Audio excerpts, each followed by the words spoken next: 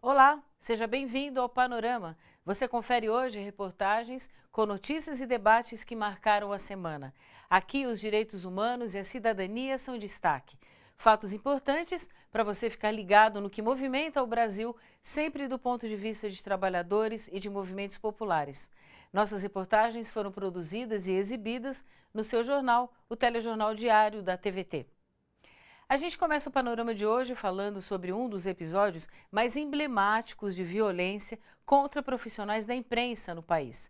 É o caso do fotógrafo Sérgio Silva, que perdeu um olho em 2013 após uma ação da Polícia Militar durante uma manifestação em São Paulo. Mais uma vez, o Tribunal de Justiça de São Paulo negou o recurso de um pedido de indenização ao fotógrafo. A justificativa é que faltam provas. A repórter Vanessa Nakazato acompanhou o julgamento. Em junho de 2013, o fotógrafo Sérgio Silva cobria as manifestações contra o aumento da tarifa de ônibus em São Paulo, quando foi atingido no olho esquerdo por uma bala de borracha disparada pela PM. No primeiro julgamento, em agosto de 2016, o juiz Olavo Zampol Júnior culpou o próprio fotógrafo pelo ferimento. Disse que Sérgio assumiu o risco de se machucar por ter entrado na linha de tiro. Foi reformada a sentença numa questão que nos parecia realmente bizarra. Infelizmente o termo é chulo, mas não tem outra expressão, que era atribuir ao Sérgio culpa por estar trabalhando, como vocês jornalistas, quer dizer. Essa culpa por estar trabalhando foi afastada. No julgamento do recurso no Tribunal de Justiça de São Paulo, os 3 desembargadores concordaram que Sérgio estava trabalhando e, por isso, não pode ser culpado por perder o olho, atingido por uma bala disparada pela PM. Mas aí veio a pancada. Por unanimidade, eles negaram o pedido de indenização por danos materiais, morais e estéticos ao governo do estado. O motivo, segundo o relator do processo, o desembargador João Batista Rebouças de Carvalho, é a falta de provas. O Estado atribui a ele a inação, ou seja, a falta de ação para buscar, comprovar, fazer um boletim de ocorrência, como a gente ouviu hoje aqui na Câmara, é muito triste. O Sérgio não tem que fazer boletim de ocorrência. O Sérgio foi acudido num hospital, ele passou por um procedimento cirúrgico. Boletim de ocorrência, o Estado pode fazê-lo, está no Código de Processo Penal, qualquer acadêmico de direito sabe. A polícia que investigue não precisa da anuência do Sérgio para provar ou não. É triste ver um tribunal, se apegando a uma única parte da história, que é a falta de uma imagem, que é a falta de uma foto, que é a falta de um boletim de ocorrência. Quem estava naquela noite, trabalhando ou participando da manifestação, sabe que a polícia foi para aquela manifestação de modo despreparado, que ela foi com o intuito de reprimir e de que ela tirou, sim, em todas as direções possíveis, sem nenhum planejamento, sem nenhuma segurança. Segundo o assessor da ONG de Direitos Humanos, artigo 19, ao livrar o Estado da responsabilidade pela perda de visão de Sérgio, a Justiça legitima a violência da PM e ainda ataca a liberdade de expressão. O caso de a Justiça, que é essa última trincheira aí na defesa dos direitos, não reconhecer essa violação é muito preocupante, é muito sério, porque abre um precedente muito grave para a liberdade de expressão no país. No caso do Sérgio, ele sofreu 2 violações, os seus direitos foram violados duplamente. Primeiro, quando ele sofreu o ataque e teve a lesão no olho, e segundo, quando a Justiça, em primeira instância, não reconheceu a responsabilidade do Estado nisso e colocou a culpa na vítima. A defesa do fotógrafo vai recorrer da decisão. A gente vai aguardar a publicação do acórdão e, obviamente, o Sérgio vai até o fim em todas as instâncias nacionais e internacionais e ele vai demonstrar que ele está sendo vítima de um abuso. Apelar, recorrer, ir para a próxima instância, tentar de alguma maneira encontrar humanidade no sistema judiciário, Nosso assunto agora é a situação da Universidade de São Paulo, a USP. Vamos acompanhar os problemas em relação ao hospital universitário e também as críticas de professores sobre a contratação de profissionais temporários. Nos últimos 3 anos, cresceu muito o número de professores com contratos temporários. A reitoria alega que se trata de uma solução para resolver necessidades urgentes com agilidade. O problema, de acordo com a Associação dos Docentes, é que a universidade sai perdendo, porque os temporários não têm tempo de orientar os alunos nem de fazer pesquisas. Veja na reportagem de Michele Gomes.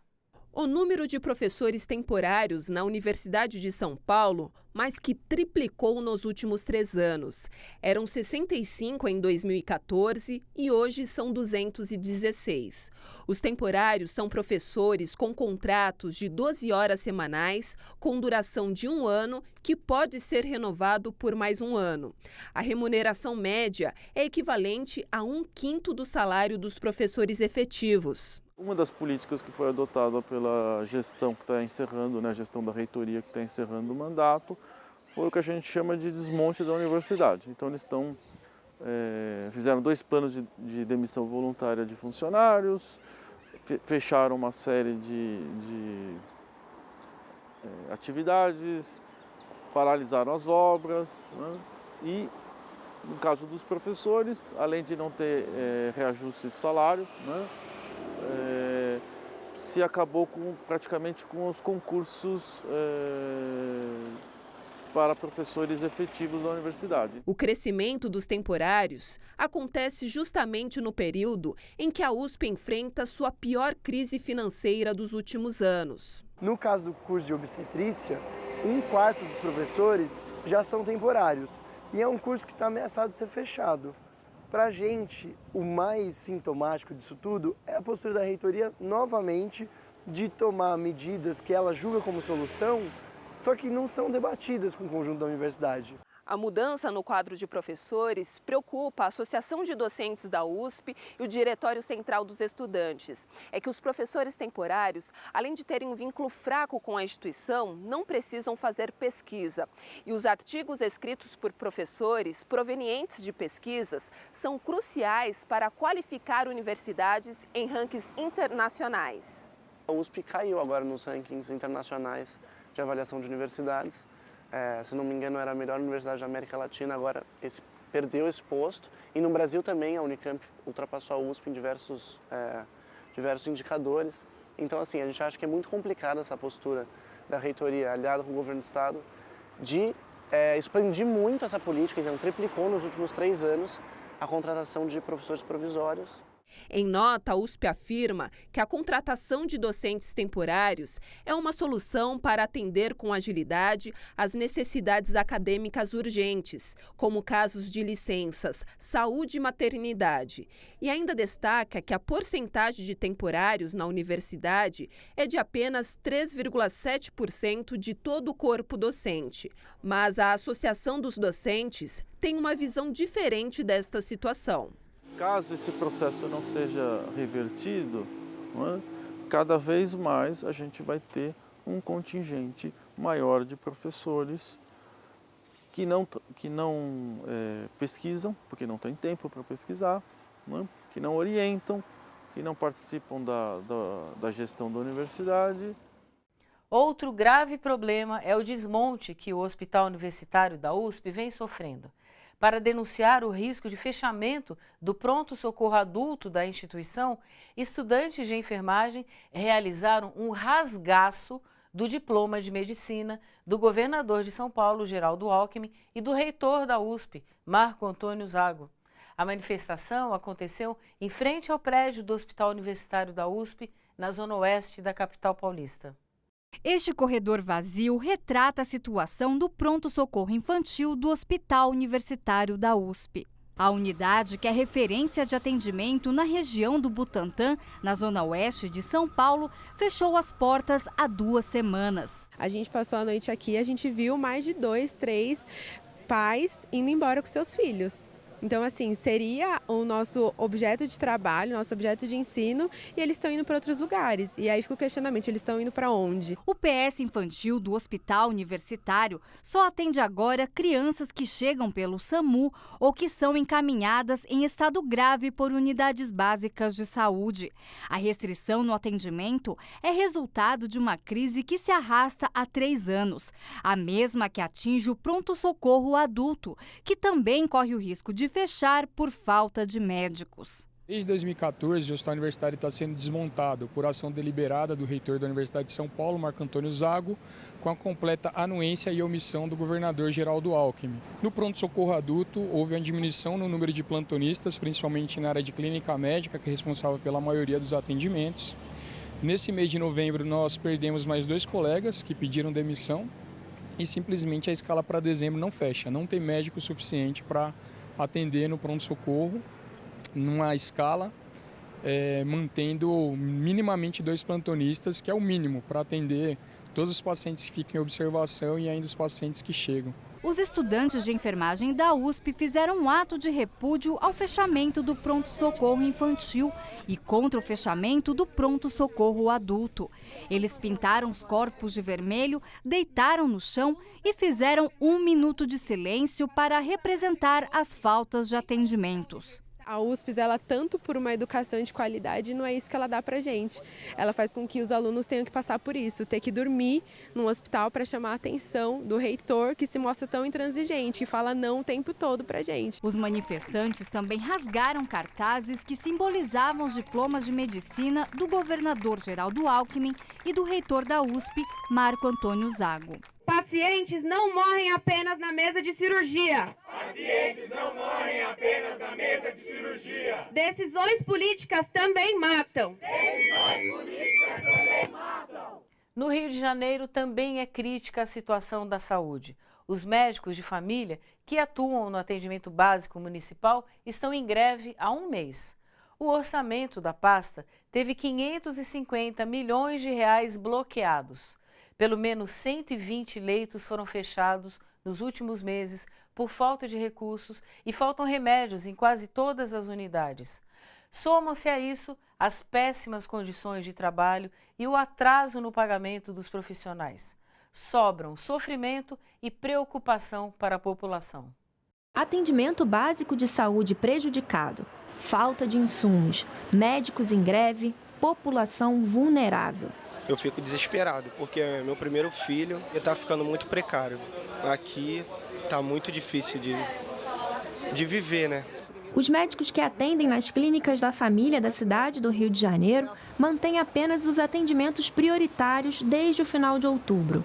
A reivindicação é pelo acerto do calendário de pagamentos de salários e pela melhoria das condições de trabalho. Desde o início do ano, a gente tem tido atrasos sistemáticos nos pagamentos dos trabalhadores, que culminou em agosto com uma tentativa de fechamento de 10 clínicas na Zona Oeste, né? Foi conseguido reverter isso, porque os trabalhadores fizeram mobilização, a imprensa ajudou, mas desde então a gente vem percebendo uma asfixia gradativa dos serviços de saúde, com não só atrasos dos salários, mas também falta de insumos como papel para imprimir as receitas, papel higiênico. Nós tivemos uma clínica da família que estava trabalhando sem luz. Em 8 bairros do município, houve interrupção na realização de exames laboratoriais, já que o contrato com o laboratório responsável terminou no dia 13 de novembro e não foi renovado. Há ainda outro problema grave: a falta de medicamentos. De acordo com o comando de greve, no estoque central do município, dos 241 remédios listados, 180 estão com estoque abaixo do necessário ou completamente zerados. Sofri um AVC tem 1 ano e 5 meses. Se eu não tomar as minhas medicações, eu posso dar um outro AVC. E esse que é o meu medo, né? Por mês é 400 e pouco, 300 e pouco que eu estou gastando de farmácia. Os filhos fazendo arrecadação para poder pagar a farmácia. Leila e Valdira vivem drama semelhante ao de Gustavo. Com apenas 27 dias de vida, ele já esteve com seus pais diversas vezes na clínica em busca de remédios para dores, sem sucesso. Morava no Jardim Bangu, né? E lá também já estava com essa falta. Aqui foi o último lugar a acabar e eu vim correndo para cá. Só que chegando aqui também não tem o medicamento. Para o médico, a falha de gestão da Prefeitura do Rio é intencional. Faz parte de um projeto de desmonte da saúde pública em favor dos planos privados. Temos vários usuários que tinham planos de saúde e que abandonaram os planos de saúde porque entenderam que eles não necessitavam de plano de saúde, já que eles tinham uma atenção de qualidade nas clínicas de família. Hoje, com essa asfixia, com esse apagão na saúde que o prefeito tenta promover no Rio de Janeiro, o que a gente está fazendo é dizendo para as pessoas a longo prazo que elas devem voltar a ter planos de saúde privados, em vez de ter um serviço público de qualidade dentro das suas comunidades. Daqui a pouco, ex-presidente Lula propõe em referendo revogatório para desfazer os retrocessos do governo Temer. E a Feira Feminista de Economia Solidária, que reuniu trabalhadoras de todo o país em São Paulo. Essas reportagens você acompanha depois do intervalo. O Panorama volta já.